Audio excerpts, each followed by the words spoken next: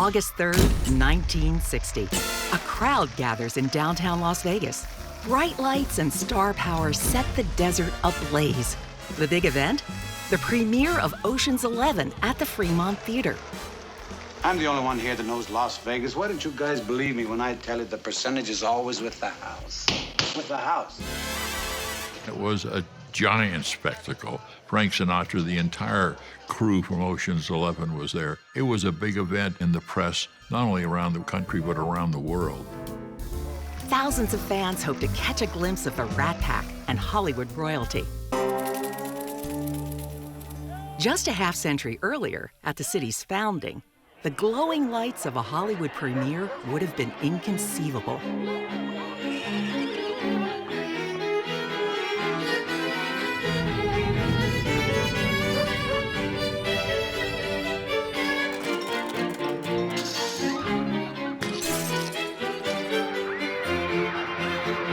Ouch, partner.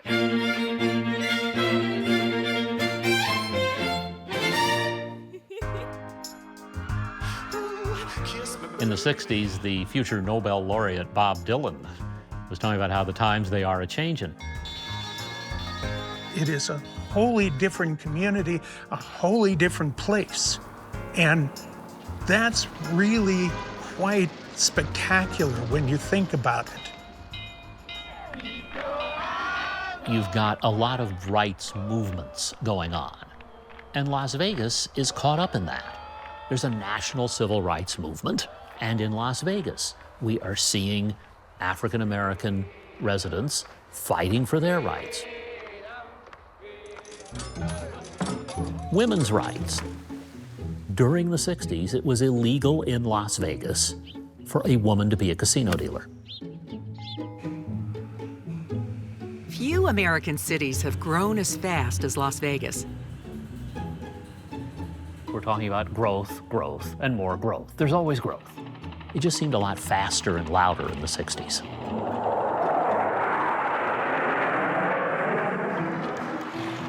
The beginning of the 1960s, the city of Las Vegas was declared officially the largest city in the state of Nevada. And with that boom came challenges and opportunities.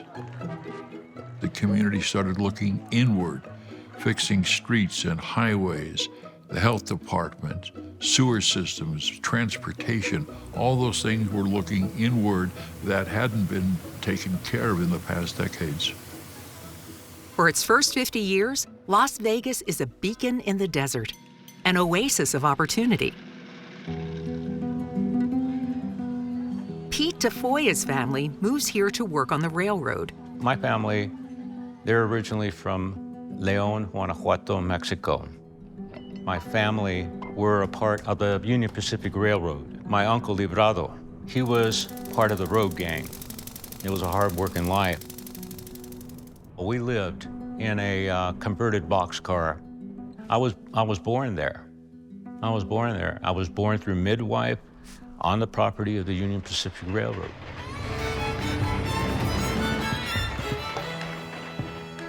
My mom was a maid, and she worked as a maid at the Salt Segi Hotel. My mom was cleaning 26 rooms every day, and she was working for 89 cents an hour. We were poor. We were basically poor.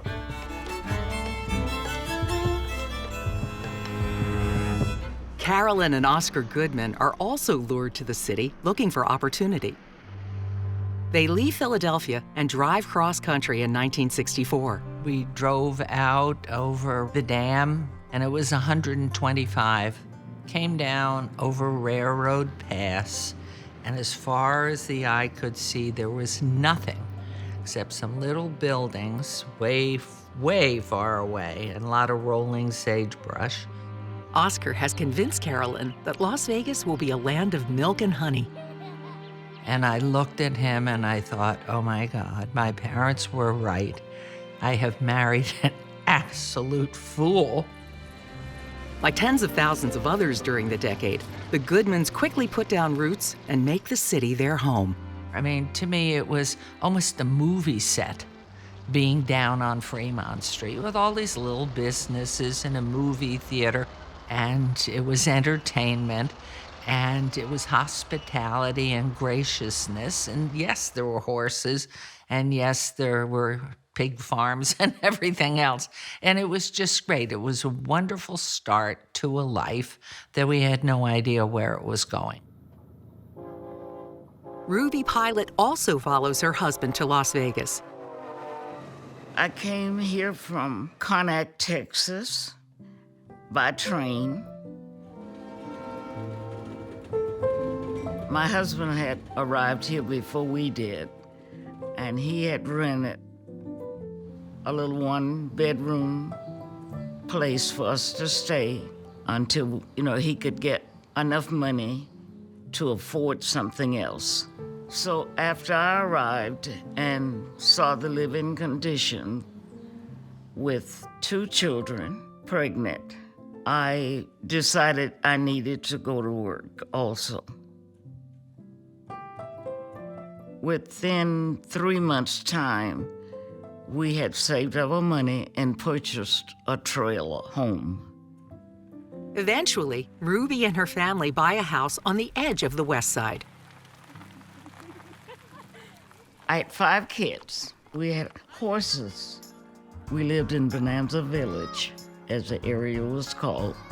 The homes was all custom built on an acre of land. It was almost predominantly white.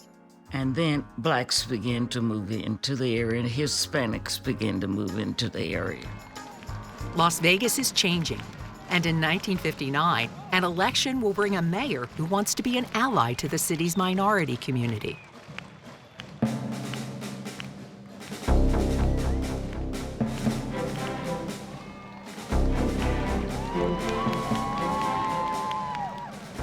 In a city of odds makers, almost everyone would have bet on popular city councilman Wendell Bunker. But a dark horse enters the race. His name? Orin Gardner. Gradson owns and manages North Main Furniture Company. One thing makes him different from most small business owners. He has a bone to pick with the police. In the late 1950s, members of the Las Vegas Police Department were involved in a burglary ring. Sometimes they'd go into a restaurant and they'd take food. Or sometimes they'd go into a retail store and they would take one thing that they needed. In one case, they took grass seed. Sometimes the police, and this was a tradition back then, would have actually have keys to a business. Some of the police officers, one in particular, had keys made to my store, and they'd get called at 1 o'clock or 12 o'clock at night telling me they'd found the store doors open, but they knew they had not. And I had television stolen. I had other things stolen. The police was doing it. So I went to the manager, the chief of police, and explained to him what had happened. They either didn't believe me or didn't care. So that kind of teed me off. And the only way I knew I could change that would be to run for mayor. And that just bothered him to no end. So he thought, boy, that was the main thing, I think, that spurred him into deciding to run. Gradson runs a door-to-door, low-budget campaign. I had an awful lot of coffee clacks, we called them. This lady would open up her home and bring a dozen women in, and I'd go there. And from there, those women, some of them, you can come to my place at a certain time, and I'll have some people there. It just, my campaigning was nearly all in that mode, meeting them personally in their home. Neither of Las Vegas's 2 large newspapers are betting on a Gradson victory. One of them said if I was elected mayor, it'd be the political miracle of all times. And the other one said that he had as much chance of being the first man on the moon as I did to be elected mayor. Gradson wins his moonshot of a campaign by more than 1,700 votes.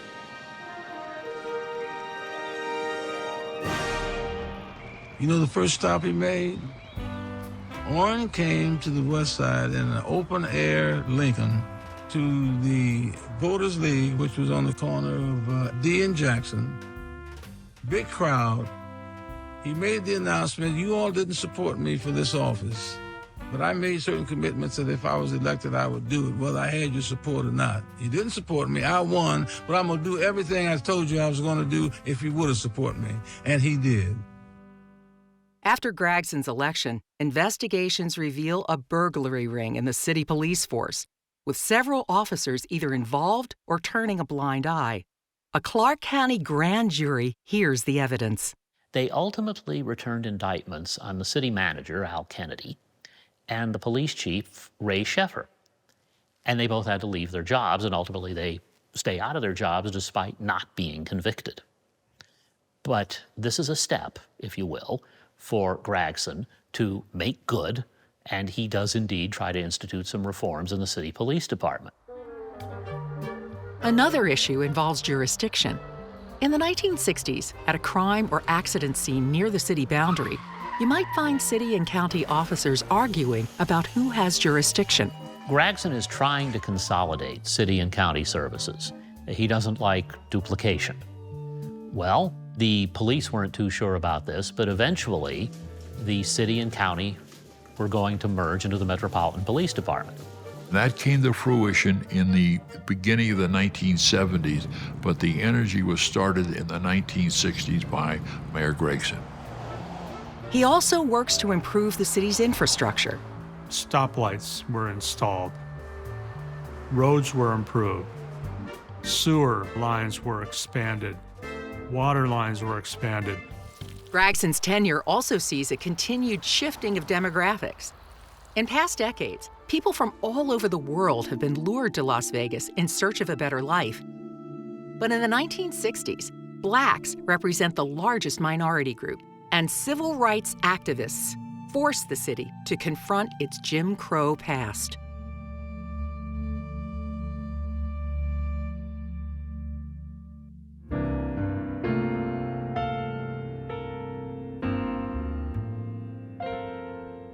In the 1960s, most blacks are forced to live on the segregated West Side, where the working poor live alongside a growing middle and professional class. School teachers, doctors, and we got our first attorney. You had a good, strong, stable middle class, along with workers, the working class, and the working poor, all there together in the same neighborhood. There are restaurants, bars, hotels, and a variety of other places for the community to gather. One of the busiest arteries is Jackson Avenue, nicknamed the West Side Strip.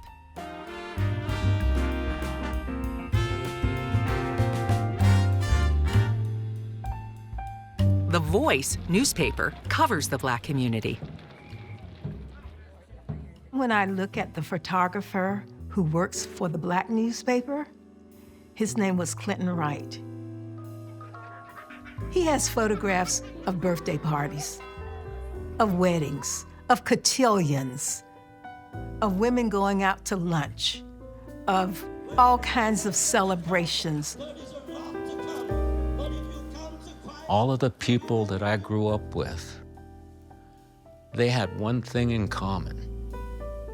They were trying to make it a little bit better for their families to become a part of this American dream.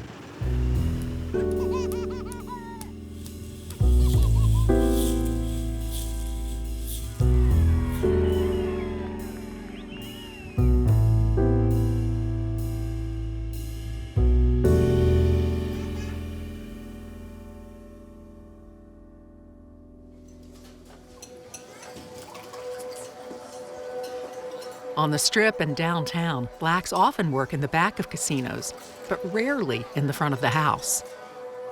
They are also barred as customers for most casinos. We should be able to go in, gamble, have dinner, go to a show, because they really have some wonderful entertainment. So why couldn't we go and sit and hear the artists that we enjoyed hearing on radio or wherever? Go and sit in the lounge and listen to them. James McMillan, local NAACP president, takes aim at the powerful casinos. James B. McMillan was the first black dentist in Las Vegas. And he decides, well, I'm going to send a letter to the mayor of the city that if integration doesn't take place within this period of time, then we're going to march on the Las Vegas Strip on a Saturday night. Threats are made against James B. McMillan's life. They have men in the community guarding his house to keep him safe during that period of time. To reach an agreement and curtail the march, Dr. McMillan meets with city and community leaders at the Moulin Rouge. In attendance are Mayor Gregson, Dr. Charles West, other members of the NAACP, and Hank Greenspun, publisher of the Las Vegas Sun. On March 26, 1960, an agreement is reached, giving blacks access to the casinos. So instead of having a march, the people in the black community went out that night to test that agreement. The couples that agreed to do this was assigned to a hotel. And so my husband and I was assigned to the Dunes Hotel. You didn't go to the hotels in jeans. You dressed. So we knew we had to be dressed. We had to have the money. We went early enough to gamble. I stopped at the 21 table. I put $100 down, hard-earned money, on the table to get change. You had to show that you had money to gamble. The dealer dealt all around me.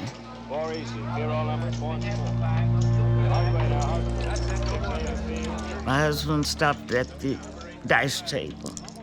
I could see him. He just stood there, his money lying on the dice table. They never gave him change.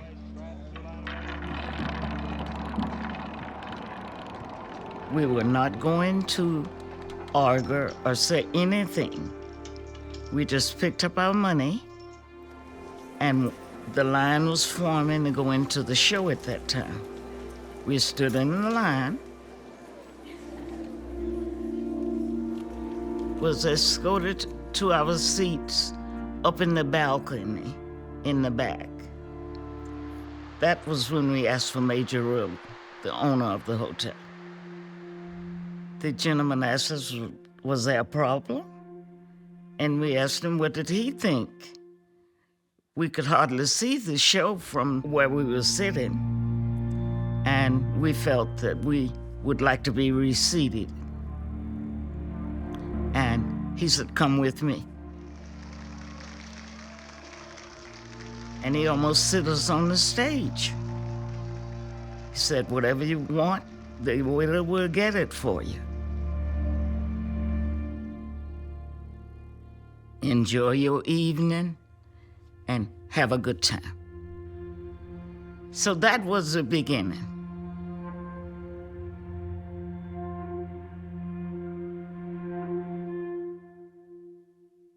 Las Vegas was actually ahead of the curve. The integration of public accommodations in the country did not happen until the Civil Rights Act of 1964. Access to the casinos is a major victory for the NAACP. But the battle for equality doesn't stop there. If you want something, you have to fight for it.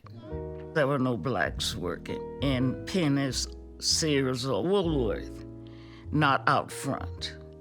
You might work in the back, but there was no salesperson. The NAACP was very strong. They had talked with Sears. They had agreed that if they could find someone qualified to come and interview, they would hire. So I did go to Sears and apply for a salesperson position. Ruby Pilot is hired. She does well and eventually moves with the store to its new, more suburban location. I just made up my mind. This is what we needed to do in order to get ahead. Go in, do your job, go home, and be prepared for the next day. But Ruby is an exception. Many businesses still refuse to hire blacks for customer service positions. The community does not get those other jobs, those better jobs, until 1971 and later. Over the decade, black residents of Las Vegas keep pushing for equal treatment. And step by step, they make strides. In 1966, Woodrow Wilson is the first black man elected to the Nevada Assembly. 3 years later, Robert Mullen is elected the first black municipal judge. These are signs of improvement, but redlining, poor schools, and other civil rights issues remain unresolved throughout the decade. The African American community was treated inequitably in every category. So that's why we call it systemic racism. It is built into every system. So education was inferior. There were no loans for houses. We didn't qualify for FHA financing. African Americans didn't qualify until 1968. While redlining confines blacks to the west side, whites can move anywhere they can afford, and housing developments begin to spread across the city.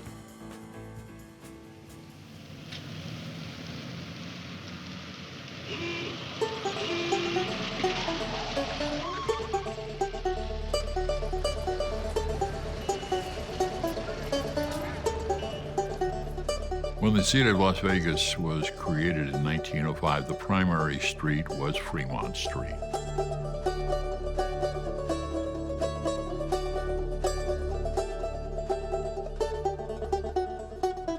And in the 1960s, that was still true. It was Fremont Street.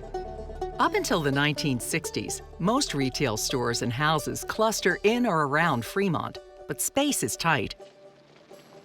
The original lots are small and crowded together. In the 1960s, more and larger developments spread out from downtown. When you look at suburbanization in the United States, this was just the whole idea that we now had the money, we in terms of residents, we had the money to go out and buy a nicer home with property around it. You know, you could have a backyard, you could have a front yard, you could, raise your family there. New construction springs up along Bonanza, Rancho, Vegas Drive, Decatur, and most of all, Charleston. The community grew to the north and west along Charleston Boulevard, to the point where Charleston Boulevard is 22 miles long. And all along that, you have movie theaters, you have the primary medical district, and you continue to move west, you have a residential area. There were more than 80 residential areas that were built in the western part of Charleston. And with that came supermarkets, grocery chains like Safeway, Sears and Roebuck, Walgreens drugstore, all the things that brought what the community needed to the northwest and along Charleston Boulevard. Lynn Zook. In 1966, we moved on up to Charleston Heights, which at that time to a youngster seemed like traveling to the far side of the moon. We were for years the last house on Bristol Way, and beyond us it was desert all the way to Calico Basin, with a couple of bars and maybe a gas station or two in between. You could take the bus across town from Charleston Heights, go downtown, transfer to another bus, and go all the way down East Charleston to the Fox Theater or the Huntridge Theater and spend the day at the movies, watching a double feature, maybe sometimes more than once. In 1963, the Huntridge Theater is at the center of a 3-day Hollywood promotional junket to launch the romantic comedy, Love is a Ball. United Artists fly 100 members of the press in for the $100,000 promotional event.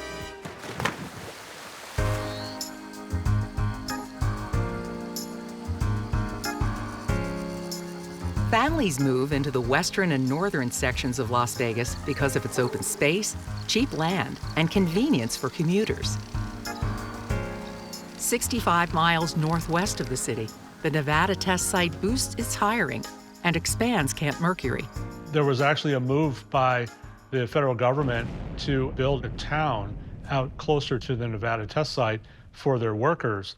Las Vegas said, no, we can provide the housing, we can provide what these workers need right here in Las Vegas. Even if it's a long commute, we think it's worthwhile.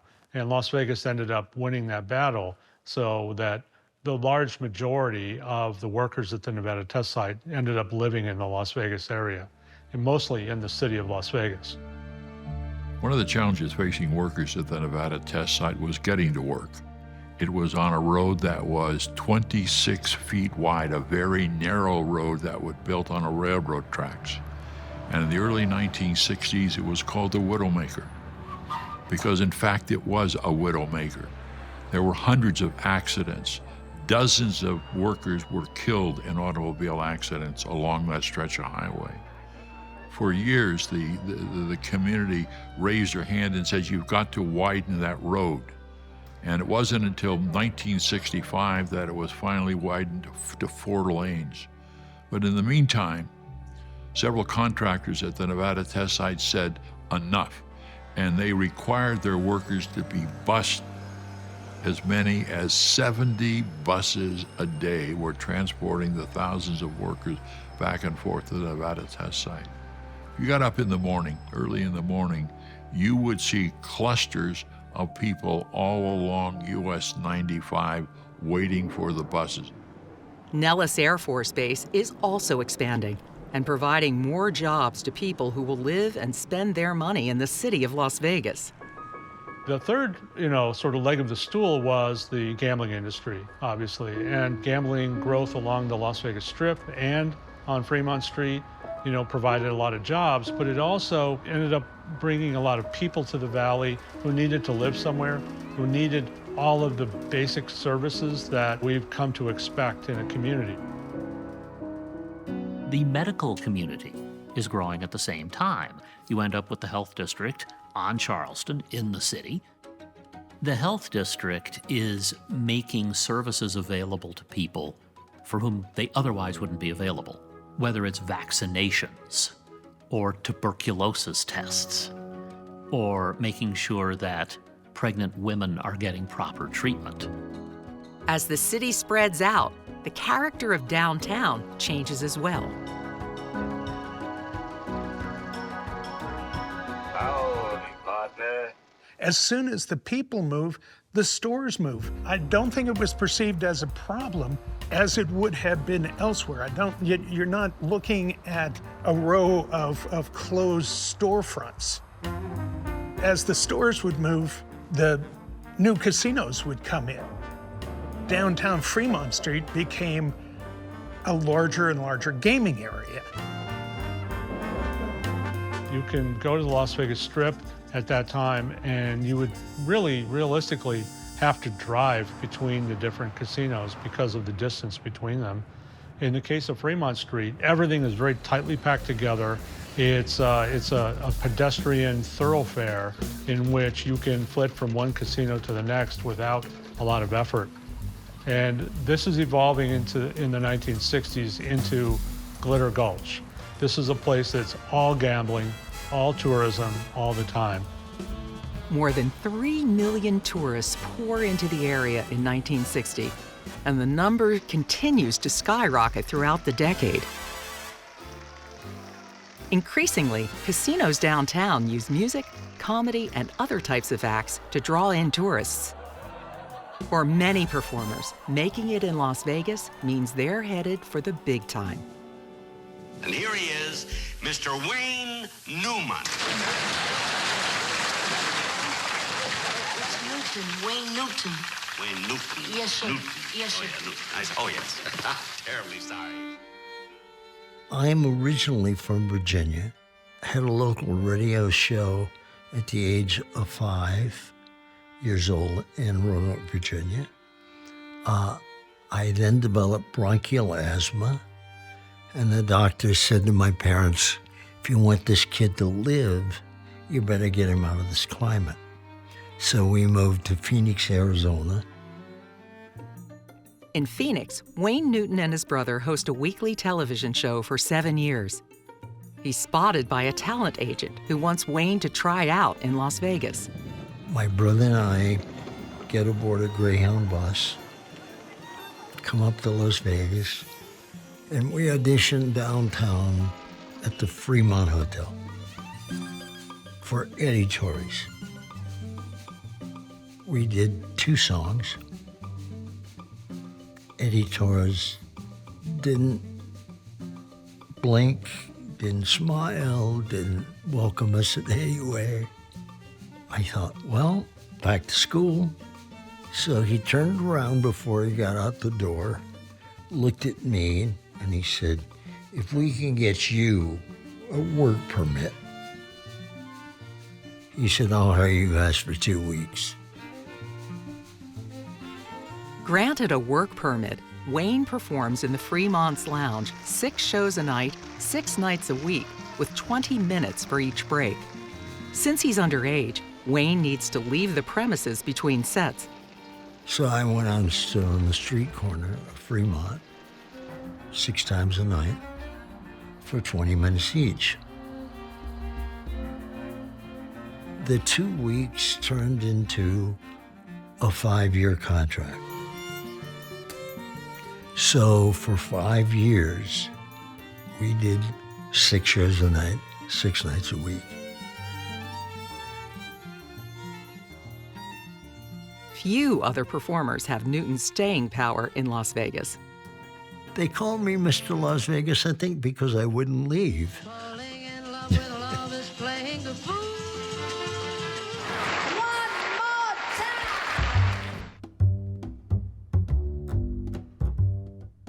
Another entertainment regular on Fremont Street is Lorraine Hunt Bono. Well, I was a young girl who was a music major living in Las Vegas, Nevada. In the 50s and the 60s, the people that came from all over the world were the greatest talents, the greatest musicians. In particular, the Golden Nugget had the country western music. And the Fremont had more pop, jazz-oriented type of music. Lou Rawls started there. Kenny Rogers worked with a group called the Bobby Doyle Trio. It was a jazz trio. Where I worked at the Mint Hotel, they went kind of, you know, more modern and hip and jazzy and something more like New York. And they built the Sky Room at the Mint Hotel. And that's where I worked when I was about 19, 20. I have a photograph they took of me one night when I was singing at the top of the Mint at the Sky Bar, very top. It looked like I was floating over the city. Downtown Las Vegas in the 60s was full of action.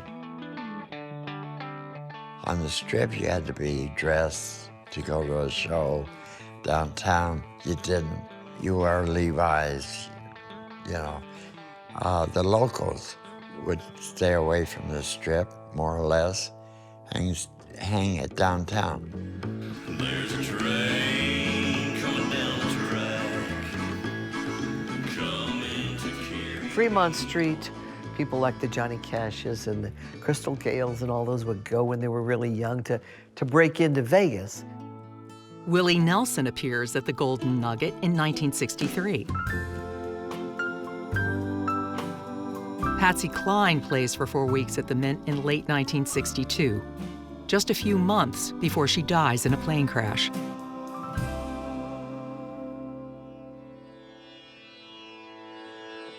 So downtown was just, it had its own vibe.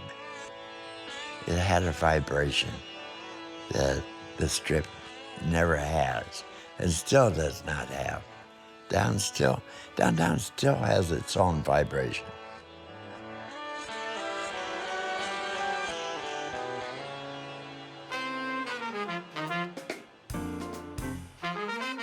Entertainment isn't limited to Fremont Street. The West Side includes hot spots like the Carver House and Town Tavern. The Carver House was one of the first upscale hotels built in the Black community. Wonderful rooms, great entertainment. We had all those jazz clubs over there and the blues clubs, and of course the best soul food in the world.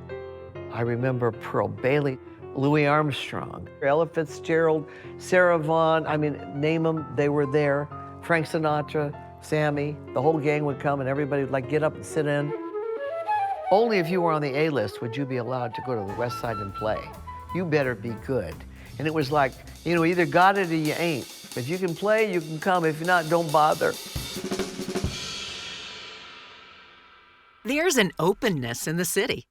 Stars mingle with the tourists. They'd be walking down the street in Fremont Street and, hey, you know, hi, how you doing? Oh, hi, Red Skelton. Oh, hi, Red, how you doing? Stars looking for good Italian food frequent the pizzeria on Fremont Street owned by Lorraine's parents.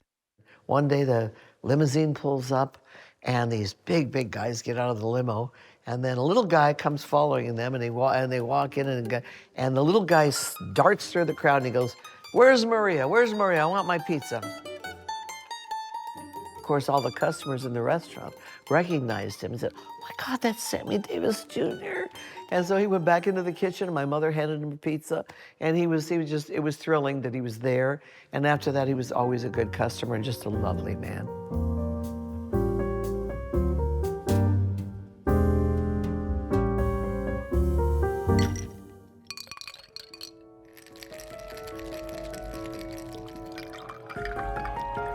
For tourists, when the good times roll, the booze flows.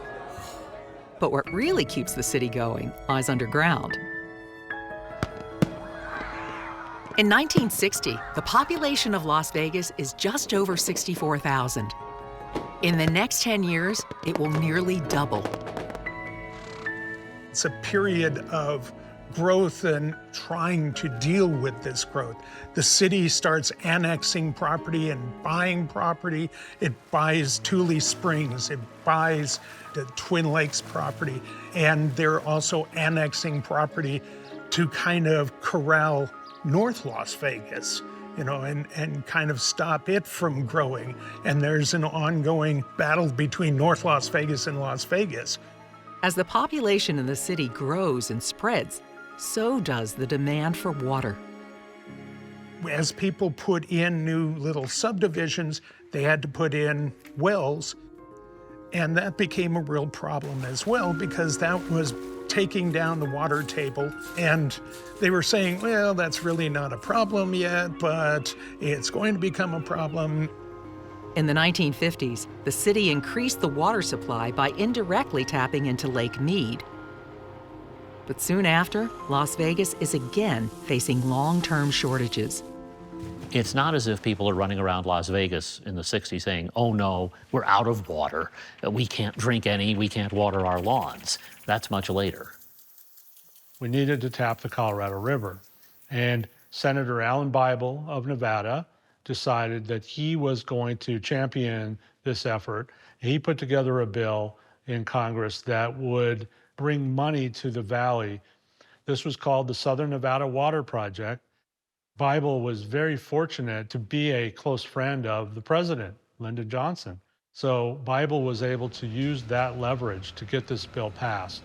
The Southern Nevada Water Project money came in, construction began in the late 1960s, and by the next decade, Las Vegas was seeing water flowing from the river into the valley.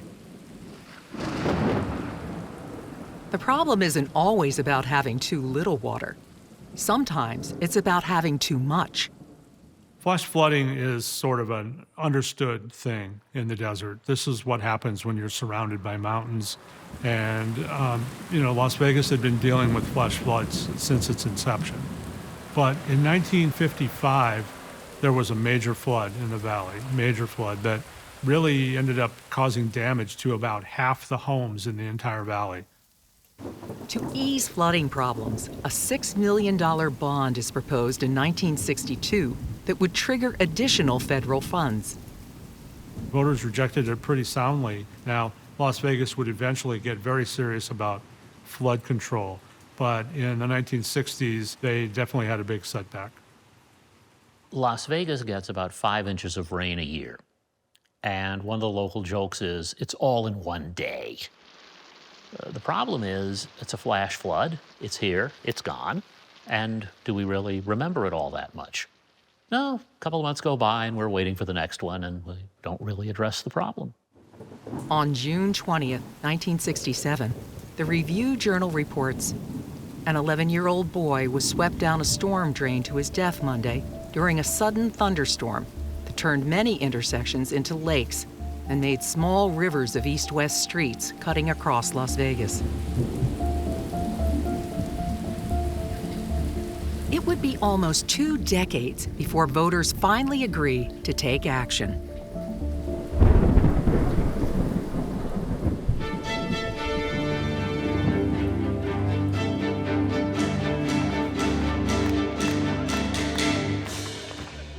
We've been focused since the end of World War II on tourism. And the whole point of tourism is you have to get people here. You know, transportation is still our focus because we are still in the middle of the desert. But in all of this, you have to have the infrastructure. So 1961, you look at that period and we've gone from being a watering stop in the desert to being a community where the train is almost an afterthought. Okay, it's still there, but now we're focused on automobiles and aircraft. By the time you get to the 60s, we are no longer a nation of railroad commuters. You get to the end of the 60s, and they're going to tear down the railroad depot, the one that had been built in 1940, the modern one, and they're going to build a hotel casino there. And you'll still be able to take the train. Passenger service continues through the 70s, but where's the train station? In the hotel casino. The times they are a-changin'. Bus transportation, specifically the Greyhound bus system, was expanding tremendously in Las Vegas, really taking the place of the railroad passenger. And by the end of the 1960s, the Greyhound bus company said, we need to expand and planned a terminal down in the heart of downtown Las Vegas. The buses in Las Vegas for that period of time were so essential. Leave the driving to us. Oh, Greyhound, and leave the driving to us. Many tourists who drive to Las Vegas are coming from Southern California. Funds from the Federal Highway Act of 1956 are used to support the beginning of a major interstate, I-15. But through the early 1960s, the highway doesn't reach the city itself. In 1960, you had to get off the interstate, get on Highway 91, which is Las Vegas Boulevard, and drive down Las Vegas Boulevard in order to get to Las Vegas. By April of 1966, I-15 reaches south of the city, with exits that allow California tourists direct access to the Strip. But for the city, this critical route stalls out and won't be completed until the 1970s. Radar weather. Weather work for Las Vegas, it's 69 degrees. From Las Vegas, KENO serves Western America. While most Las Vegas households own a car by 1970, many still rely on the local, privately run bus system. The problem is, it only runs on money-making routes. The quality of the transportation, bus transportation, was poor, to the point that the state legislature created the Regional Transportation Commission to begin the oversight of mass transportation within the Las Vegas Valley. The city and county also work to expand the airport's runways, especially after United Airlines announces the first round-trip jet service to Chicago. In March of 1963, the airport opens the futuristic field terminal on Paradise Road. When it opened, one of the newspapers, they called it a white elephant basking in the desert sun, because they said, nobody is ever going to fill that terminal. It was way too big. We'll never have that many people coming to Las Vegas. And it was full within a couple of years.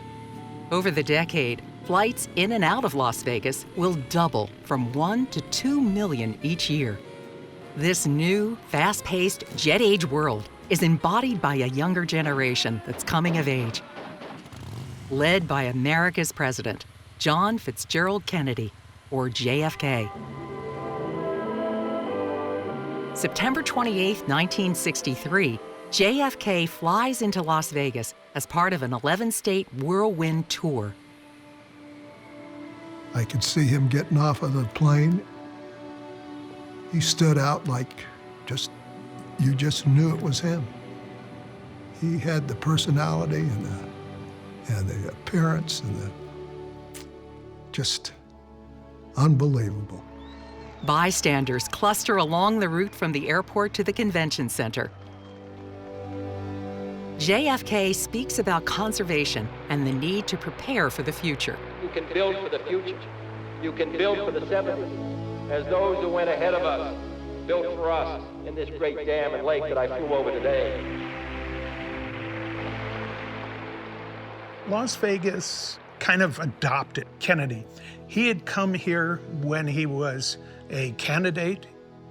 We kind of thought of him as our president.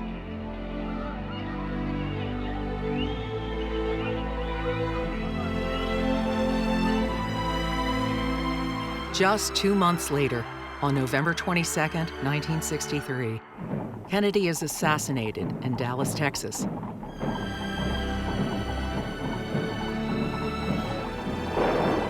The city of Las Vegas goes into mourning, and most casinos go dark from 7 a.m. to midnight. The town closed. Nothing was on. Lights went down. It was just a devastating event for Las Vegas.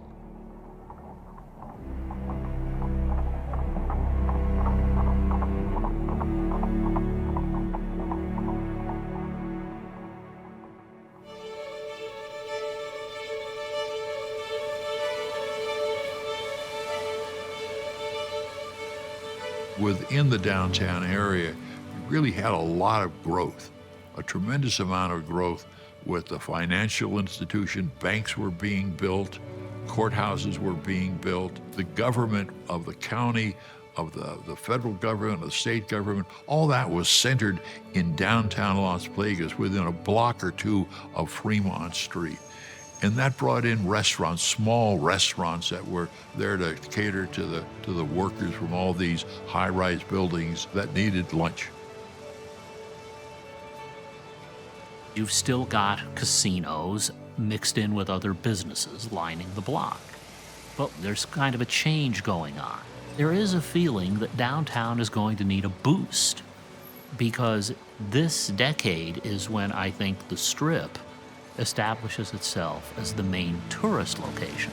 So downtown businesses, downtown casinos, have to think a little differently, have to take a slightly different approach. Hotels and resorts like the Golden Nugget and the Mint were expanding. The Golden Nugget expanded and bought several lots as it moved from the east to the west. The Four Queens.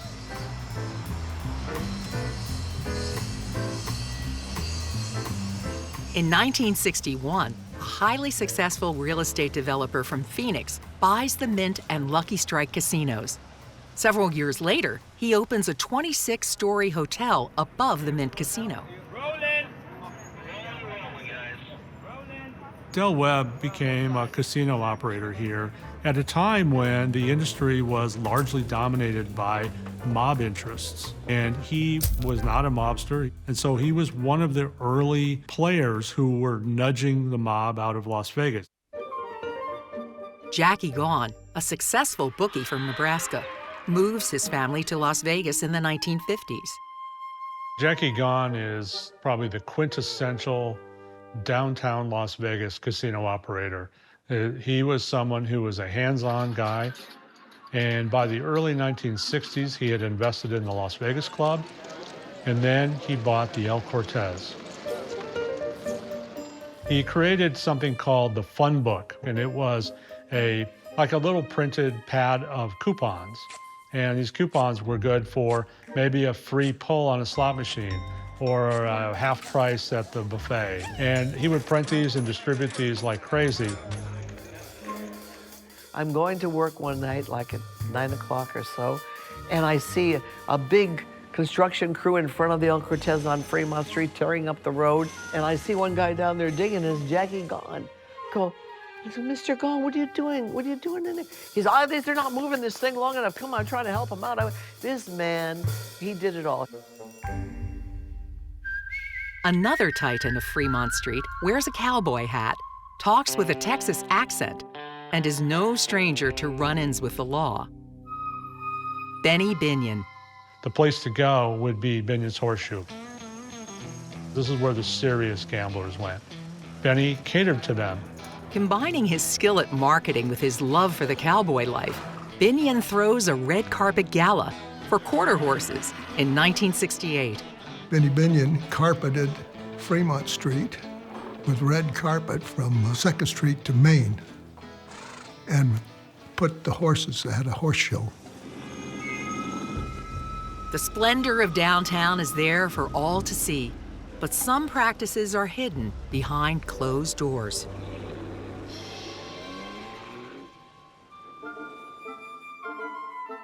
When Bugsy Siegel, already part owner of El Cortez, takes over construction of the Flamingo in 1945, organized crime becomes more entrenched.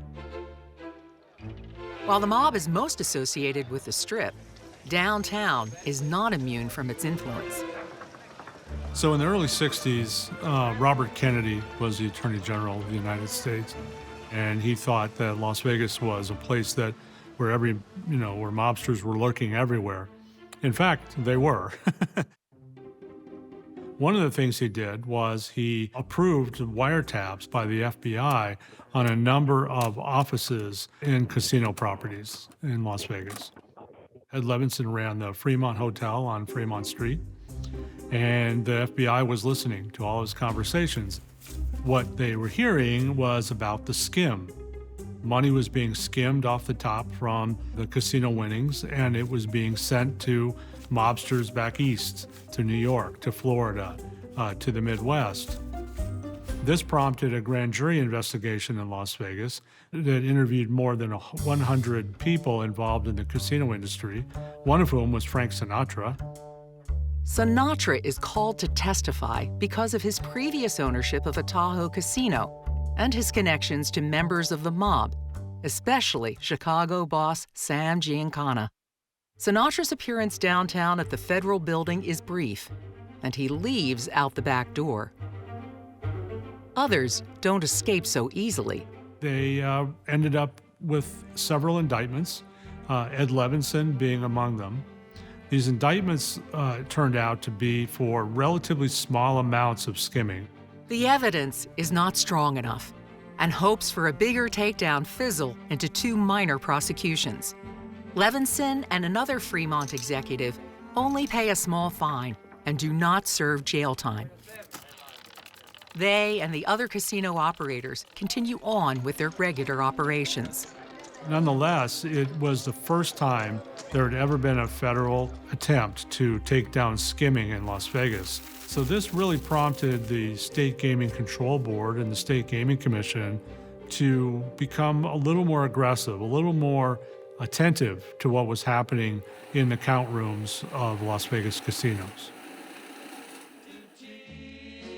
Image is central to Las Vegas, and while the mob casts a shadow, one Hollywood film and its star helped to promote the city as a place of everlasting fun. Once more, George, from the top, and keep playing until the lights come on.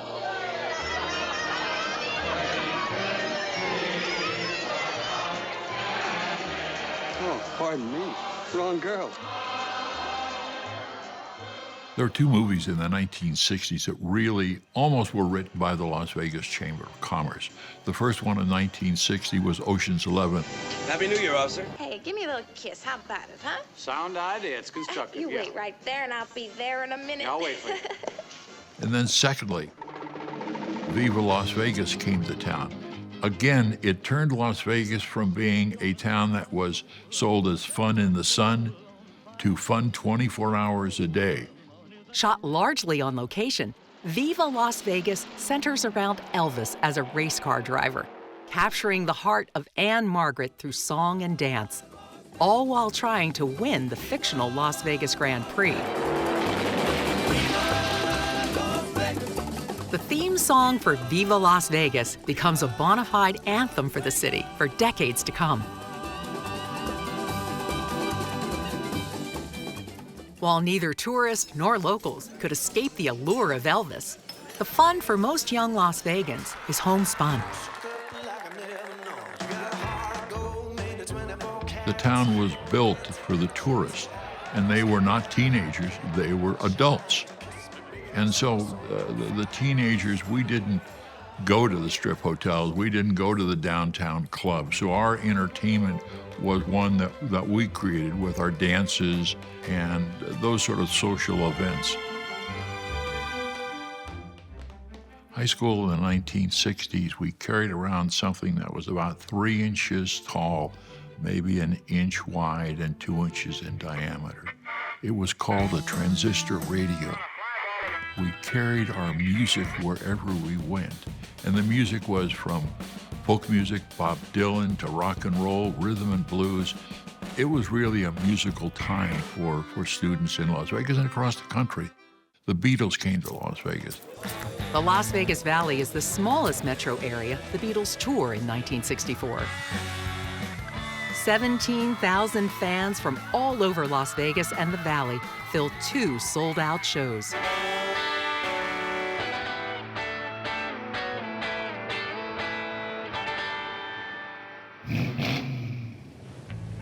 There was always an abundance of fun.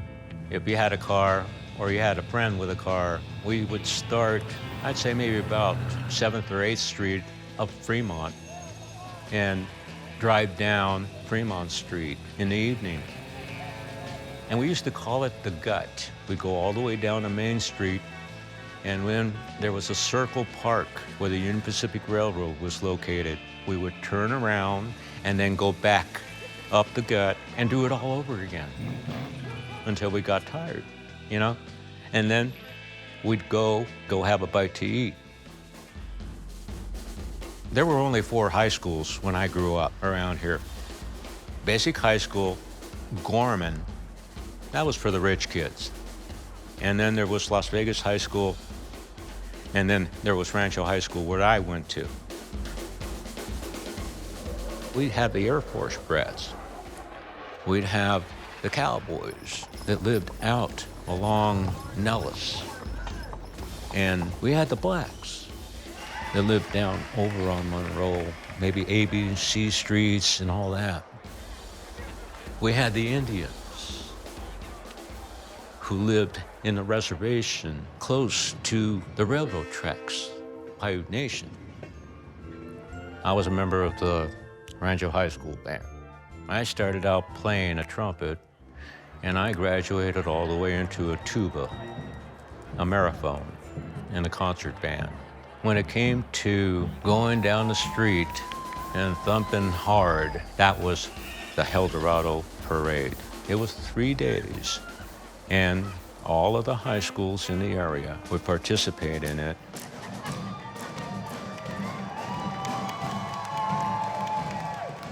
One of the most exciting things that occurred in Las Vegas in the 1960s, we became a university town. It started as the University of Nevada Southern Regional Division. Then it became the Nevada Southern University. Finally, it became the University of Nevada at Las Vegas. A university town gives you a certain status. A town where there was the energy of information and of education. A town where there was the energy of young people going to school. Unlike many college towns, Las Vegas has a strong military presence. The military is a huge part of the story in the 60s because we have the F-105 training program. We have the Tactical Fighter Weapons School that gets moved here to Nellis. When it came to the war in Southeast Asia, many had strong feelings, and not everyone agreed. God damn it, we're in the middle of this shot. On the CBS Evening News with Walter Cronkite, the nation was watching, for the first time, coverage of a war unfold in their living rooms. This is what the war in Vietnam is all about. The reporter was morally safe. The Vietnam War was complicated on many levels, and that included the residents of Las Vegas, the active service personnel who, from Nellis Air Force Base, that may be assigned to Vietnam, to the retired military personnel in the community, to the university student or the young person who may be drafted to go to South Vietnam to fight the war. There were demonstrations in downtown Las Vegas against the war. They were not violent demonstrations. They were peaceful demonstrations. Two of Ruby Pilot's sons served in the military during that time. One went to the Army and one chose to go to the Navy. And it affected my family quite a bit because we had never been separated like that. And especially the one that was in the Navy and hear the news nightly, knowing he was in the area where they were fighting. It is a tumultuous time for many, with conflict on all fronts.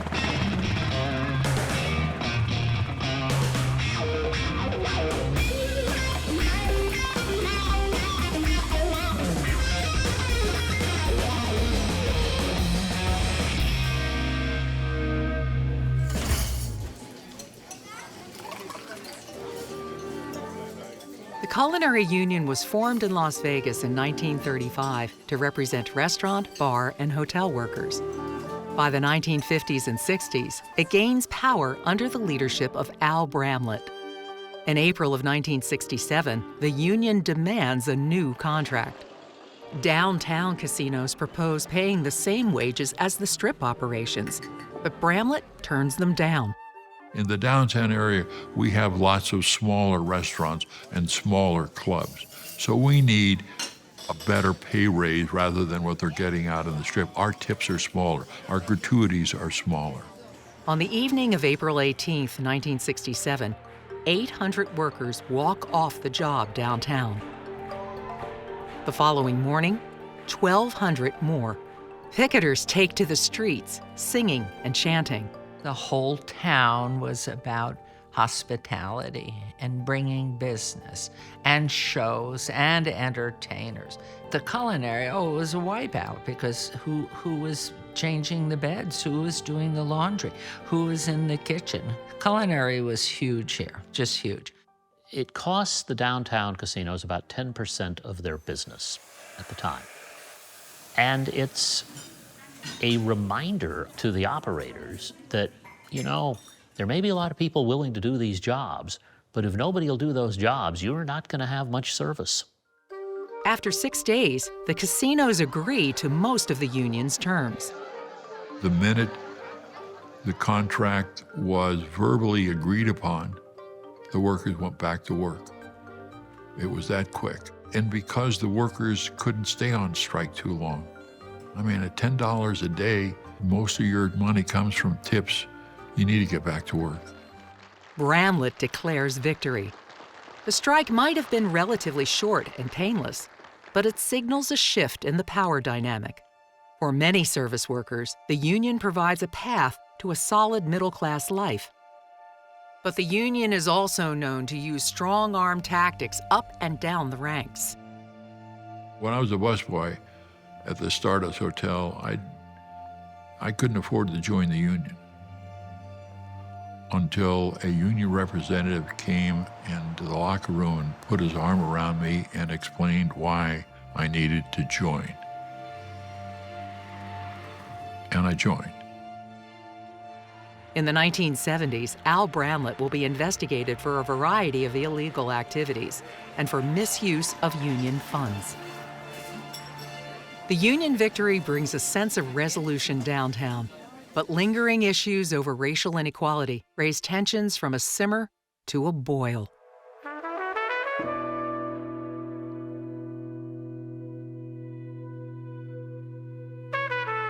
In January of 1969, fights between black and white students flare up at Rancho High School and Las Vegas High. And then, in February, the fighting spreads. So it happens at Rancho that there's an outbreak of violence. There's another at Clark. There's another at Western. Pete Tafoya is a student at Rancho High when the trouble starts. There are people running down the halls, trying to find anybody that they could and get into a fight with. They had to lock down the school. There were people fearing for their lives out there. Tensions in the schools reflect unresolved issues in the country and city at large. In Las Vegas, the 1960s begin with the Moulin Rouge agreement to desegregate the casinos. But 9 years later, redlining still largely exists. Schools are unequal, and many jobs are closed to blacks. As the decade draws to a close, these inequities and frustrations sweep the country. And America undergoes a series of violent upheavals. Do they know about Martin Luther King? I have some very sad news for all of you. Martin Luther King was shot and was killed tonight in Memphis. 3:15 on the East Coast. As the first screams, somebody has realized something terrible had happened. In 1968, we have the assassinations of both Robert Kennedy and Martin Luther King Jr. That was the 1960s nationally. That's what it looked like in this country.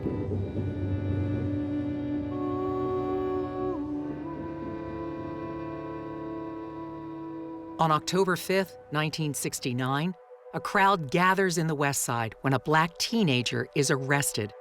Police come into the black community and they arrest a person, and I guess the community does not agree with that arrest. So a riot starts. People have just had enough. Through the afternoon and into the night, looters ransack the Golden West Shopping Center while others battle the police. Mayor Gregson declares a 7 p.m. curfew, but it does little to stop the riot. They call out the National Guard and seal off the West Side. The entire West Side was barricaded. No in, no out. Police, they're in uniform with their riot helmets on. That's what it was. That's how much tension there was. It was right in the heart of Las Vegas, not too far from downtown, and where we all lived. It was easy to shut you off from downtown. Very easy. They just blocked everything off. The Las Vegas riots burned themselves out after 4 days. There was great promise. And we saw that promise at the beginning of the era, and then we see the decade ending with the first riot of African Americans.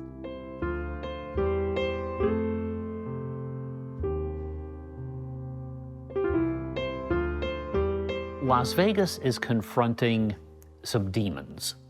One of the demons is civil rights.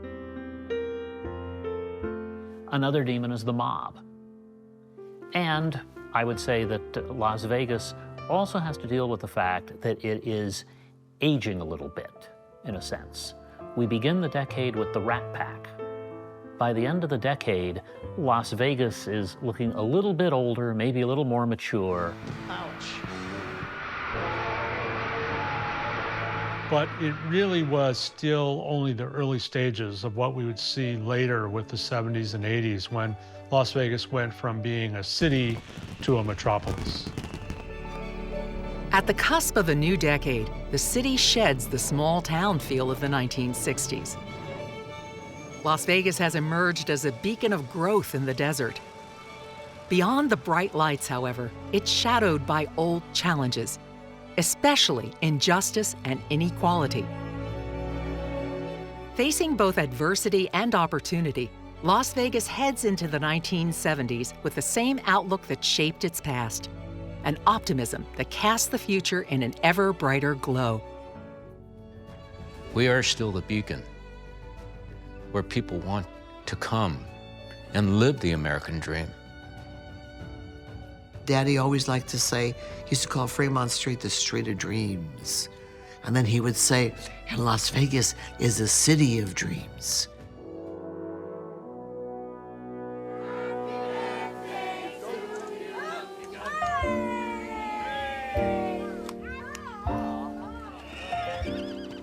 I do a parody on the song, How About You?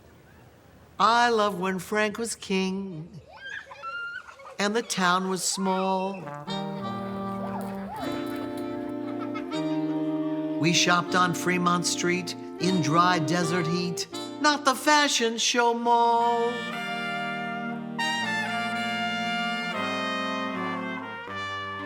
Vegas is changing now. I know you'll agree.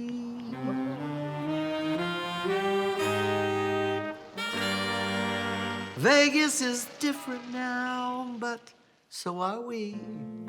We can laugh, celebrate or cry, protest or even die, or we could sue.